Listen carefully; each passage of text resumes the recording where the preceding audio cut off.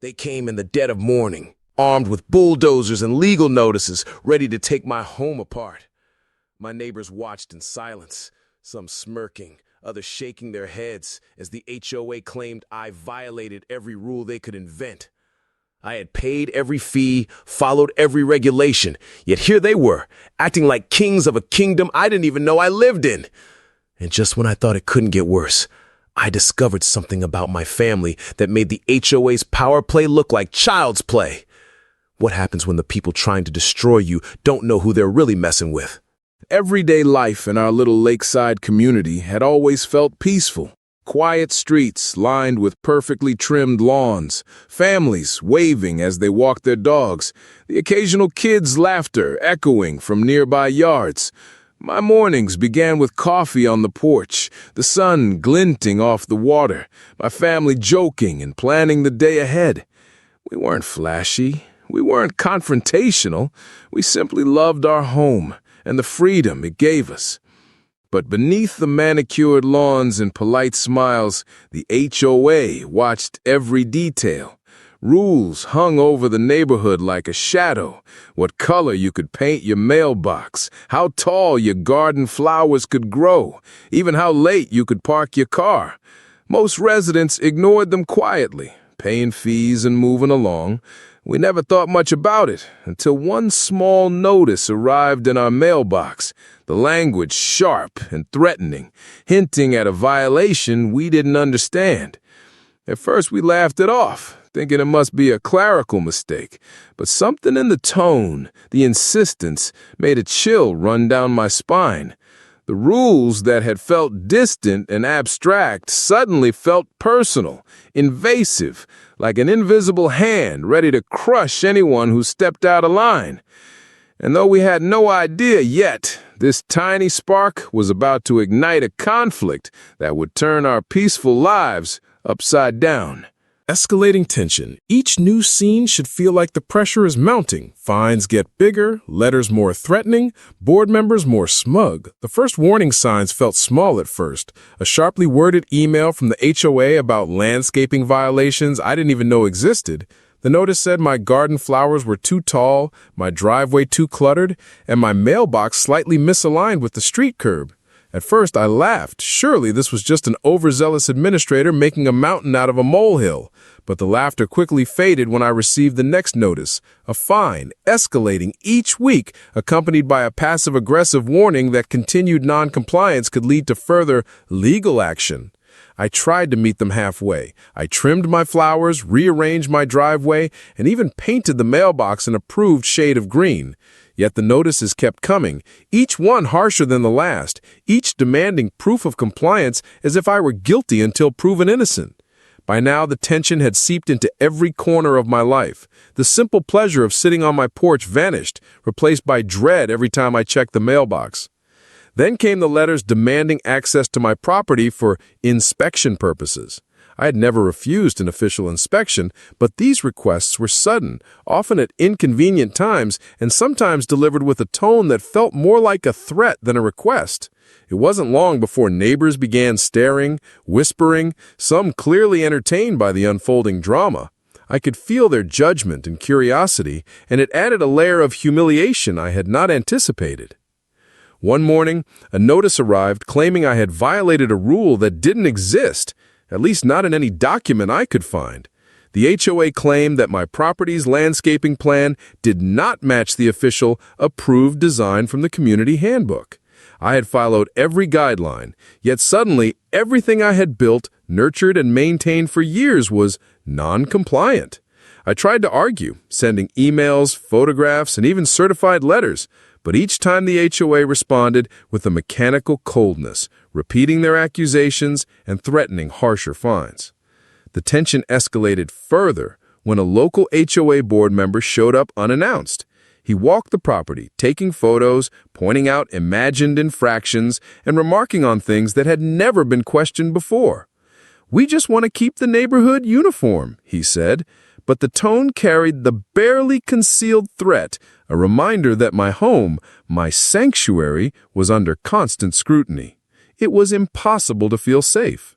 Fines piled up faster than I could pay them, each letter arriving stamped with urgency and consequence. Electricity bills, water lines, plumbing, nothing was off limits. The HOA even claimed that a small decorative shed I had built in my backyard required retroactive approval, demanding immediate removal or face penalties. My frustration swelled, bordering on rage, as every attempt to comply seemed to only fuel their determination to torment me. The breaking point came when I discovered that the HOA had begun discussing my property at community meetings, framing me as a disruptive, rule-breaking resident. Friends and acquaintances whispered behind my back. Even those who had been supportive seemed nervous, unsure if aligning with me might make them the next target. Isolation, humiliation, and helplessness wrapped around me like a cold fog. Back in my home, at night I pored over the HOA guidelines again, comparing every letter, every rule, every nuance. I meticulously documented each interaction, each notice, each fine, preparing for the inevitable escalation. But the more I dug, the more apparent it became. The HOA was operating in a gray area, bending rules to intimidate rather than enforce. Their power wasn't based on fairness, it was based on fear. And then, just when I thought I had anticipated everything, a letter arrived that changed everything. It was marked "Immediate Action Required," and it referenced multiple alleged violations, fines, and threats of property liens. But buried in the formal language was a line that made my blood run cold. Failure to comply will result in physical remediation of the property at the owner's expense. In other words, they were planning to come onto my land and physically alter or remove structures that had been part of my home for years. My heart raced as I read it. Was this legal? Could they really do that? I felt cornered, suffocated, and yet a strange resolve began to take root. This wasn't just about flowers, mailboxes, or sheds anymore. It was about my home, my family, and my dignity. I realized that to survive this ordeal, I couldn't just comply, I had to fight back. I reached out to a lawyer, trying to understand the full extent of their authority. Each call, each consultation revealed just how much power the HOA wielded, but also where they overstepped. There were loopholes, technicalities, and moments of vulnerability that they hadn't anticipated. Slowly, a plan began to form in my mind, not out of malice, but necessity. But as the days passed, the tension only grew. Unmarked cars began parking near my home. HOA members appeared more frequently than ever, seemingly just watching, evaluating, waiting for me to make a misstep. Every email, every notice, every visit became a test of endurance, a battle of wills. I knew the climax was coming. I just didn't know how or when. And then one evening, I stumbled upon a revelation that would tilt the scales completely. Something about my family's background, long hidden from casual observers, suddenly gave me leverage I never knew I had. The very people who thought they were untouchable were about to discover that their carefully constructed power had cracks I could exploit. At that moment, I realized the fight was no longer just about fines or letters. It was about proving that intimidation and arbitrary authority couldn't dictate the life I had built. The next steps I took would shock the HOA, bewilder the neighbors, and change the course of our lives forever. The morning air felt heavier than usual, thick with tension, as if the sky itself knew what was about to unfold. For weeks, the HOA had pushed, threatened, and cornered me, each letter, each fine, each unannounced inspection ratcheting up the pressure. But today was different. Today, I refused to feel helpless any longer. My family stood behind me, a quiet, unwavering wall of support, and together we prepared for the showdown that had been looming for months. The HOA board arrived precisely at 9, just as the notice had warned. Dressed in their polished suits, clipboards in hand, they marched onto my property with the confidence of people who believed their power was absolute. Cameras clicked, neighbors peeked over fences, whispers rippled through the street, but I ignored them all. My heart pounded, adrenaline sharp and clear, because beneath their authority, I now saw vulnerability. Their leader, a stern woman named Margaret, stepped forward, voice clipped and commanding. "We are here to enforce compliance," she said, glancing around as if I were already guilty. I stayed silent, letting her words hang in the air like smoke. Her eyes narrowed when she noticed my family standing beside me, a subtle warning that they were prepared to escalate. But I had a secret they didn't know, one that had been quietly brewing while they assumed they held all the cards. As she began reciting their litany of violations, driveway cracks, fence alignment, mailbox color, I allowed myself a small, almost imperceptible smile. They were listing trivialities, minor discrepancies blown out of proportion, while their real mistake was underestimating me. I calmly stepped forward, interrupting their script. "Before you continue," I said, "it's important you understand the full scope of who you're dealing with." Margaret blinked, momentarily thrown off. A ripple of confusion passed across the faces of the board members. "What do you mean?" she asked. I took a deep breath, voice steady but charged with resolve. "You think this is about flowers, fences, and mailboxes. But my family has a history, one you never accounted for. A history that ensures that intimidation won't work here." Whispers spread among the HOA members, and even the neighbors paused to listen. The air grew taut. Margaret's composure flickered, just slightly, but enough for me to sense the fear beneath the surface. They had bullied countless residents before, and perhaps they had never been met with resistance like this. Then came the legal documents I had prepared, meticulously reviewed by a lawyer who specialized in property disputes. I laid them out on the hood of my car, evidence of their overreach, citations of misapplied rules, documented inconsistencies, and a timeline showing their harassment. Their faces changed as they realized the extent of what I had compiled. The board had assumed they could intimidate with ambiguity, but now the ambiguity had turned against them. "You've been operating outside your authority," I said, voice rising. "You've misrepresented rules, issued fines without proper basis, and attempted to alter my property unlawfully. And these documents," I tapped the papers for emphasis, "prove it." Margaret's hands trembled, a subtle betrayal of her usual control. She tried to maintain her composure, but each document I presented landed like a hammer blow, exposing the fragility of their so-called power. The tension escalated as I outlined the legal consequences, penalties for unlawful enforcement, potential lawsuits, and the public attention that would follow if they proceeded. As the minutes stretched on, a crowd of neighbors had gathered. Phones were out, recording every interaction. The board members shifted nervously, whispering among themselves. Their confidence was cracking under the weight of scrutiny. Every threat they had leveled now seemed hollow. Then came the most daring move. I revealed a key fact that had remained hidden until now: my family's connections and experience. "You've underestimated us," I said. "You've treated this as a game of minor fines, but you didn't consider what we're capable of when pushed. This isn't about flowers anymore. This is about accountability." Gasps swept through the small gathering. Margaret's face hardened, but her hands betrayed her inner panic. The board members realized that their attempt to assert dominance had backfired spectacularly. What was supposed to be a simple enforcement visit had turned into a revelation. They were exposed, vulnerable, and now under scrutiny from every corner of the community. As I spoke, my resolve became a visible force. Each word, each gesture carried authority and conviction. I outlined precisely what they could and could not do, referencing legal boundaries and public codes. Every attempt they made to interrupt or intimidate was counted with fact, documentation, and calm precision. Their voices grew strained, defensive, and desperate, as the room filled with murmurs of neighbors witnessing the spectacle. By now, the HOA's intimidation tactics had completely unraveled.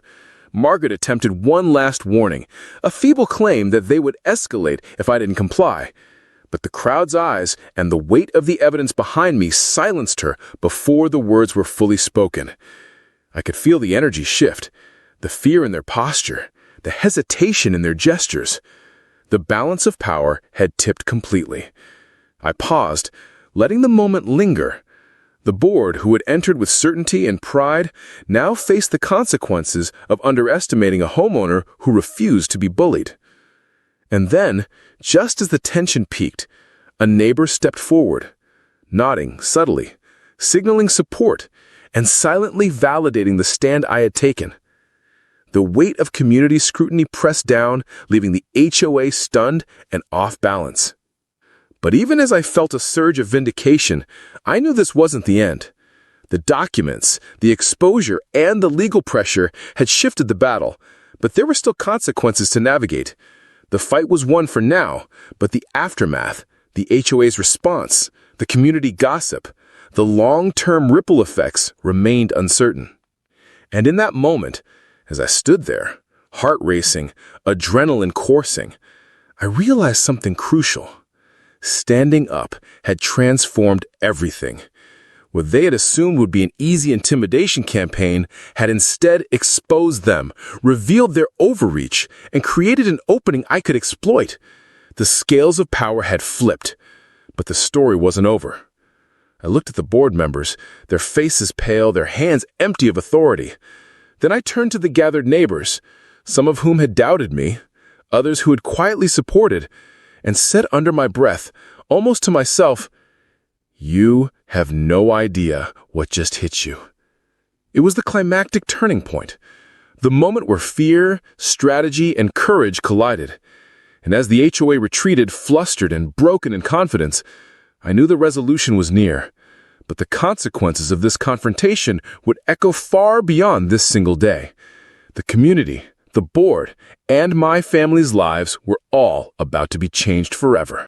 The dust had barely settled when the reality of what had just transpired began to sink in. The HOA board had retreated from my property, their once imposing posture diminished to nervous compliance. Neighbors who had once whispered judgments now approached cautiously, some with nods of respect, others with hesitant curiosity. For the first time in months, the oppressive weight of surveillance and arbitrary authority was lifted, replaced by a fragile sense of relief. In the days that followed, the immediate consequences of the confrontation became apparent. The HOA, forced to reckon with the legal documentation I had presented, issued a formal statement retracting the baseless fines and acknowledging the misapplied rules. Though their pride remained bruised, they were effectively neutralized in their ability to intimidate or manipulate me further. The inspection requests stopped, the threatening letters ceased, and the subtle but constant monitoring of my property vanished. Yet the victory was not just procedural, it was deeply personal.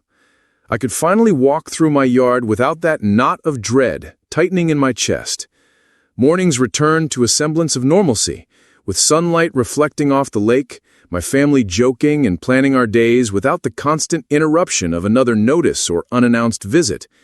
Each trivial act of enjoying our home, watering the garden, fixing a broken fence, or even parking in our driveway was now imbued with a quiet triumph, a reclaiming of territory that had been psychologically compromised for too long. The broader community, too, felt the ripple effects. Those who had once silently observed or even participated in the subtle enforcement culture began to question the HOA's motives. I received messages from neighbors who had endured their own frustrations but felt powerless, thanking me for standing up and demonstrating that resistance was possible. Small acts of rebellion emerged throughout the neighborhood: a slightly taller flower bed, a mailbox painted outside the approved color palette, a decorative fence left unaltered. The invisible hand of conformity had loosened its grip, replaced by cautious but growing confidence. Of course, not every response was positive. The HOA leadership attempted to salvage their authority through procedural maneuvers, subtle changes to bylaws, whispers of rule enforcement elsewhere, but these actions lacked the previous weight. The legal documentation I had meticulously compiled now acted as a protective shield, a barrier that rendered further intimidation ineffective. Each attempt to assert power now met with calm, informed resistance, leaving the board visibly frustrated, their intimidation tactics nullified. Within my family, the impact was equally profound. The months of stress, tension, and fear had bonded us in unexpected ways.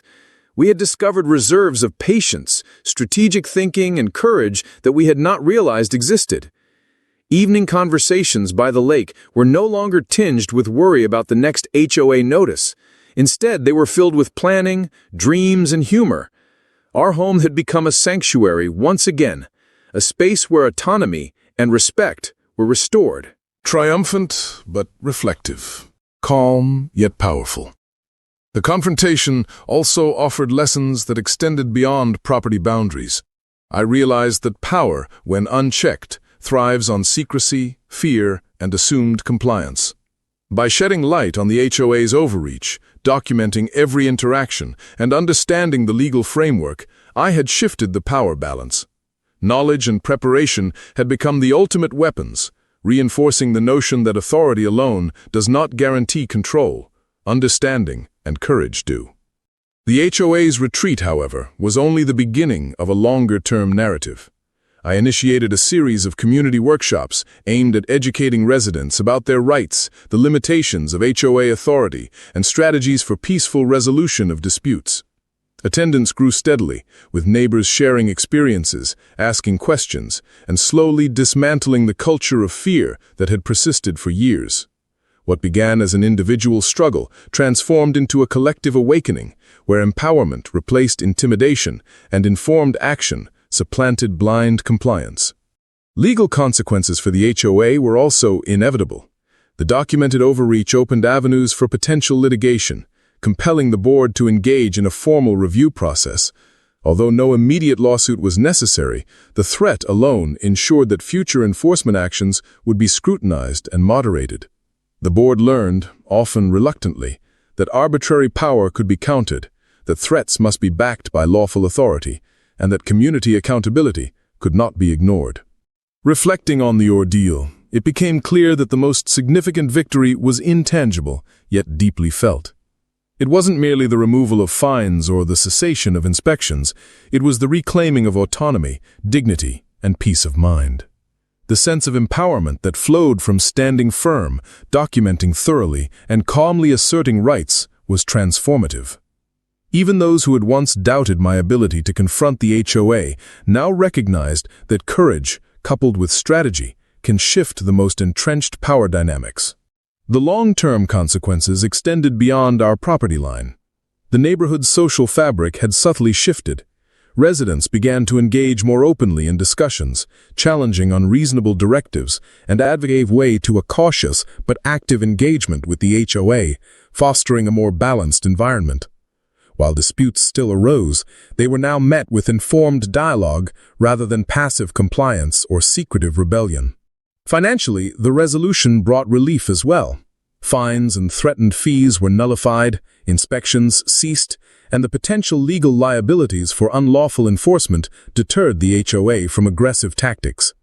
Resources that would have been spent on compliance or defense could now be redirected toward home improvements, community engagement, or simply enjoying the fruits of labor unencumbered by fear. Emotionally, the experience left a lasting imprint. My family had endured tension, uncertainty, and threats, yet emerged stronger, wiser, and more confident. The ordeal highlighted the importance of documentation, vigilance, and proactive engagement. It also underscored that even in seemingly small communities, power structures can have a profound impact on daily life, and that standing up for what is right, even in the face of fear, can inspire change far beyond the immediate conflict. As weeks turned into months, the story of our confrontation spread quietly but deliberately through the neighborhood. Neighbors began sharing anecdotes of similar experiences, discussing strategies, and supporting one another when disputes arose. The HOA, now more cautious and restrained, had lost its aura of absolute control. The balance of authority shifted toward transparency, accountability, and community-informed decisions. A lasting impact born from one decisive stand. Ultimately, the resolution carried a simple but powerful lesson. No entity, no matter how imposing it may appear, is untouchable when confronted with knowledge, courage, and persistence. By carefully documenting actions, standing firm, and leveraging both legal and social understanding, it is possible to transform a situation of intimidation into one of empowerment and lasting change. In the end, as I walked through my garden and gazed across the lake, a sense of peace washed over me. The home that had been threatened, scrutinized, and harassed now stood as a symbol of resilience. The HOA's attempt to assert dominance had failed, and in its place, a community slowly awakened to the reality that power is never absolute and courage is contagious. The final takeaway, whispered to myself as the sun set over the lake, was clear. Intimidation thrives in silence, but knowledge, preparation, and resolution can turn fear into triumph and change a community forever.